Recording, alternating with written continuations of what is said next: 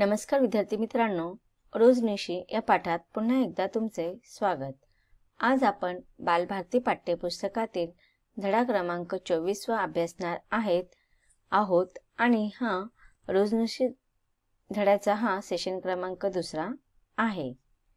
यापूर्वीच्या पाठाच्या भागामध्ये आपण रोजनिशी म्हणजे काय आणि वैभवने लिहिलेली रोजनिशी आपण अभ्यासलेली आहे।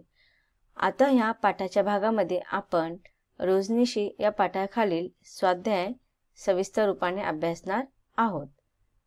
पाहूया स्वाध्यायामधील पहिला प्रश्न। प्रश्न क्रमांक 1, 3-4 वाक्यात उत्तरे लिहा। याच्यामध्ये तुम्हाला दोन प्रश्न विचारलेले आहेत, अ आणि आ। पहिला आहे वैभवच्या रोजनिशीतील कोणते पान तुम्हाला सर्वात जास्त आवडले ते लिहा आणि दुसरा आहे रोजनिशी का लिहावी तुमच्या शब्दात लिहा। पहिला प्रश्नाचं उत्तर पाहूया। प्रश्न आहे वैभवच्या रोजनिशीतील कोणते पान तुम्हाला सर्वात जास्त आवडले ते लिहा। वैभवच्या रोजनिशीतील 16 नोव्हेंबरचे पान सर्वात जास्त मला आवडले। सहलीला गेलेल्या मुलांमध्ये सहज जरासा मोकाटपणा येतो व हातून एखादी चूक होते।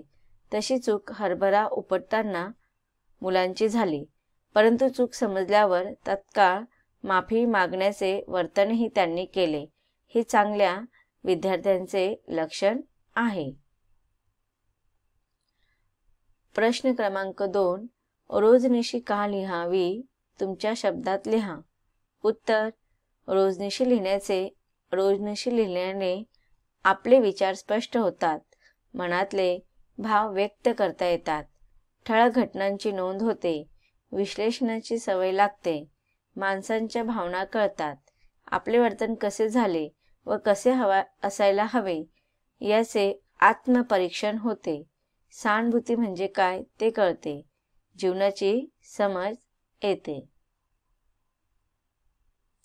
प्रश्न क्रमांक 2, का ते लिहा। याच्यामध्ये तुम्हाला एकूण 6 प्रश्न विचारलेले आहेत। प्रश्न क्रमांक 1, आजोबांची नात जोराने रडू लागले। प्रश्न क्रमांक 2, वैभवने आजोबा व त्यांच्या नातीचे तिकीट काढले। प्रश्न क्रमांक 3, आजोबांची नात खुदकन हसली। प्रश्न क्रमांक 4, मुलांनी शेतकऱ्यांची माफी मागितली। प्रश्न क्रमांक 5, शेतकऱ्यांनी मुलांना थोडेसे डहाळे दिले। प्रश्न क्रमांक 6, वैभवची विशेष कामे करण्याची संधी हुकली। तरी ह्या 6 प्रश्नांचं प्रश्नोत्तर आपण पुन्हा एकदा अभ्यासून घेऊया। आता फक्त प्रश्न वाचून दाखवलेले आहेत। आता या प्रश्नांची उत्तर आपण सविस्तरपणे पाहूया। प्रश्न क्रमांक 2, का ते लिहा। यामधील पहिला प्रश्न आहे आजोबांचे नात जोराने रडू लागले। उत्तर आहे आजोबा व कंडक्टर यांच्यातील चिडलेल्या आवाजातील संवाद ऐकल्यामुळे नात जोराने रडायला लागले। प्रश्न क्रमांक 2, वैभवने आजोबा व त्यांच्या नातीचे तिकीट काढले। उत्तर, आजोबांचे पाकीट कोणीतरी बस स्टॉपवर चोरले। त्यांच्याकडे तिकीट काढायला पैसे नव्हते, म्हणून वैभवने आजोबांचे व त्यांच्या नातीचे तिकीट काढले। प्रश्न क्रमांक 3, आजोबांची नात खुदकन हसली। उत्तर, वैभवने आजोबांच्या नातीला बिस्किटांचा पुडा दिला, म्हणून ती खुदकन हसली। प्रश्न क्रमांक 4, मुलांनी शेतकऱ्याची माफी मागितली। उत्तर, शेतकऱ्याच्या परवानगीशिवाय मुलांनी डहाळे उपटले। यावर गुरुजी मुलांवर खूप रागवले, म्हणून स्वतःची चूक समजून मुलांनी शेतकऱ्याची माफी मागितली। प्रश्न क्रमांक 5, शेतकऱ्याने मुलांना थोडेसे डहाळे दिले। उत्तर, हातून नकळत झालेल्या चुकीची मुलांनी माफी मागितली, त्यामुळे खुश होऊन शेतकऱ्याने मुलांना थोडेसे डहाळे दिले। प्रश्न क्रमांक 6, वैभवची विशेष काम करण्याची संधी हुकली। उत्तर, वैभवची व राजूची वादावादी झाली, त्यामुळे सर त्यांच्यावर रागवले। वैभवने केलेल्या गैरवर्तनामुळे वैभवची विशेष काम करण्याची संधी हुकली। पुढचा प्रश्न आहे खेळूया शब्दांशी। अ, खालील वाक्यप्रचारांचा वाक्यात उपयोग करा। इथे तुम्हाला 4 वाक्यप्रचार दिलेला आहे। पहिला आहे कावरेबावरे होणे, दुसरा आहे तोंडाला पाणी सुटणे, तिसरा आहे वादावादी होणे आणि चौथा आहे खाली मान घालणे। तर इथे तुम्हाला फक्त वाक्यप्रचारांचा वाक्यात उपयोग करायचा आहे. कधी कधी तुम्हाला प्रश्न विचारतात वाक्यप्रचारांचा अर्थ लिहा, किंवा मग वाक्यप्रचारांचा अर्थ लिहून त्या वाक्यप्रचारांचा वाक्यात उपयोग करा. म्हणजे एकाच याच्यावरती तुम्हाला 3 प्रकारे प्रश्न विचारतात.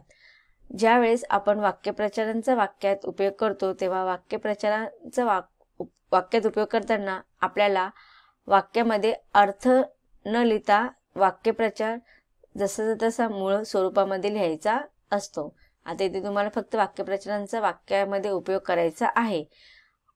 पाठामध्ये आलेल्या वाक्यप्रचारांचे अर्थ आपण नंतर अभ्यासणार आहोत. पहिला वाक्यप्रचार आहे कावरे बावरे होणे. वाक्यात उपयोग: बराच वेळ आपली आई न दिसल्याने लहानगी पिंकी कावरी बावरी झाली. तर इथे बघा वाक्यामध्ये तुम्हाला कावरी बावरी होणे हा वाक्यप्रचार आपण लिहिलेला आहे. जेव्हा तुम्ही वाक्यात उपयोग करता तेव्हा तुम्ही वाक्यामध्ये ज्या ठिकाणी वाक्यप्रचार लिहिलेला असेल तिथे तुम्ही पेन्सिलने अंडरलाईन करा, जेणेकरून तुमचं त्या वाक्यामधील तुमचा वाक्यप्रचार ठळक दिसून येईल. पुढचा आहे 2 तोंडाला पाणी सुटणे. वाक्यात उपयोग आहे: आईने केलेले गुलाबजाम पाहून रुपालीच्या तोंडाला पाणी सुटले.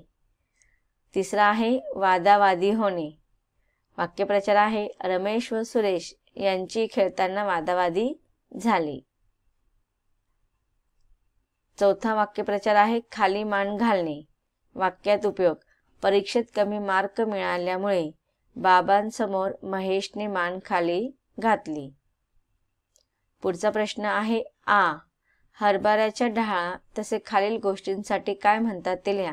इथे तुम्हाला 5 वस्तू दिलेल्या आहेत: गहू, लसूण, ज्वारी, चिंच, ऊस.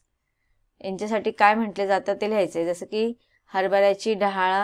हरभऱ्याचा ढाळा तसा गव्हाची लोंबी, लसणीची पात, ज्वारीचे कणीस, चिंचेचे बुटुक, ऊसाचा फळ.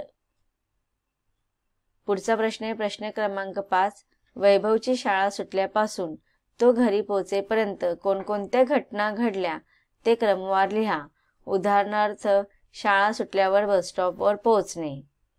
नंतरचा क्रमवार आहे तुमचा: 1 बसमध्ये चढणे, 2 आजोबा व नातीजवळ जागा मिळणे, आजोबांकडे पैसे नसणे, 3 बस कंडक्टर चिडणे, 4 नातीचे रडणे, 5 वैभवने खाऊच्या पैशातून आजोबा व नातीचे तिकीट काढणे, 6 बिस्किटाचा पुडा नातीला देणे, 7 नातीला आनंद होणे. पुढचा आहे प्रश्न क्रमांक 8. खालील क्रियांना काय म्हणतात ते लिहा. उदाहरणार्थ डहाळे उपटणे, तसे ज्वारीचे कणीस, भेंडी, मिरच्या, रताळी, बटाटे, बाजरीचे कणीस आणि ऊस यांच्या क्रियांना काय म्हणतात ते आपल्याला लिहायचं आहे.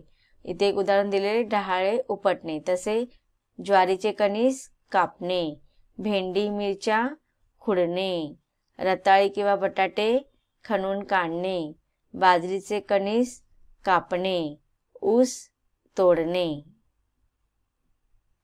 पुढचा प्रश्न आहे प्रश्न क्रमांक 9.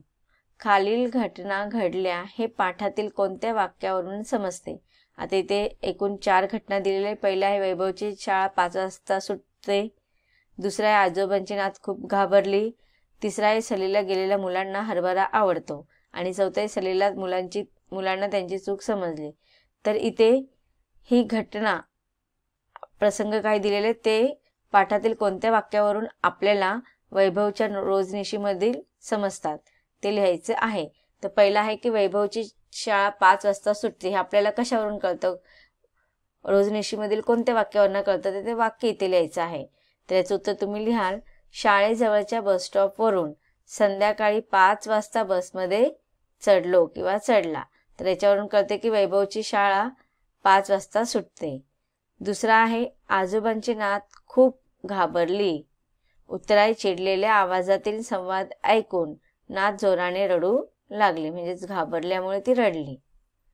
तिसरा आहे सहलीला गेलेल्या मुलांना हरभरा आवडतो. कशावरून कळतं आपल्याला हे, तर हरभऱ्याचे डहाळे पाहून आमच्या तोंडाला पाणी सुटले ह्या वाक्यावरून आपल्याला संदर्भ आपण लावू शकतो की सहलीला गेलेल्या मुलांना हरभरा खायला आवडतो. चौथा आहे सहलीतील मुलांना त्यांची चूक समजली. उत्तर आहे आम्ही त्या शेतकऱ्याची माफी मागितली. तर वैभवने आणि त्याच्या मित्रांनी शेतकऱ्याची माफी मागितली या वाक्यावरून सहलीला गेलेल्या मुलांनी त्यांची चूक त्यांना समजली होती हे आपल्याला समजतं. पुढचं आहे, आता इथे तुम्हाला काही वाक्यप्रचार दिलेले आहेत आणि त्याचे अर्थ दिलेले आहेत. जे आपण रोजनिशी हा जो पाठ अभ्यासलेला आहे त्या पाठामध्ये आलेले हे वेगवेगळे वाक्यप्रचार आहेत आणि त्यांचे अर्थ. तर पाहूया वाक्यप्रचार. पहिला, तोंडाला पाणी सुटणे म्हणजेच मोह पडणे, हाव सुटणे. दुसरा, माफी मागणे, दिलगिरी व्यक्त करणे, क्षमा मागणे. 3, खाली मान घालणे, अर्थ आहे शरम वाटणे. 4, संधी हुकणे, याचा अर्थ आहे मोका निसटणे. 5, वादावादी होणे, याचा अर्थ आहे की भांडण होणे किंवा मग हमरी तुमरी होणे. तर विद्यार्थी मित्रांनो, अशा रीतीने आपण रोजनिशी या पाठाचा स्वाध्याय सुद्धा अभ्यासलेला आहे. तर आजपासून ज्या विद्यार्थ्यांना आपली दैनंदिनी, रोजनिशीलाच आपण दुसरा शब्द म्हणतो दैनंदिनी, ज्यांना दैनंदिनी लिहिण्याची सवय नसेल, रोजनिशी म्हणजेच दैनंदिनी, तर आजपासून हा पाठ ज्यांनी अभ्यासलेला आहे त्या सर्वांनी आजपासून रोजनिशी लिहायला सुरुवात करायची आहे. तारीख टाकायची आणि तुम्हाला जे काही अनुभव आलेले असतील ते सगळे तुम्ही तुमच्या एक वहीमध्ये किंवा एका डायरीमध्ये लिहून काढायची आहेत. आज जेव्हा तुम्ही रोजनिशी लिहिता आहात, आज लिहिलेल्या रोजनिशीचा वाचन तुम्ही पुढच्या आठवड्यात करा. मग तुम्हाला कळेल की आपण ज्या गोष्टी लिहिलेल्या आहेत ते वाचून आपल्याला बऱ्याचशा नवीन गोष्टींचं ज्ञान होतं, त्याचा अनुभव आपल्याला पुढच्या भावी जीवनामध्ये उपयोगी पडतो आणि अशा रीतीने आपली लेखन कला सुद्धा सुधारते. आपल्यामध्ये वैचारिक क्षमता येतात. आपण बघा, आता हे जे कवी किंवा लेखक असतात त्यांना लहानपणापासून अशी लिहिण्याची सवय होती आणि त्यामुळेच त्यांना एवढे छान छान विचार, कविता वगैरे सुचत असतात.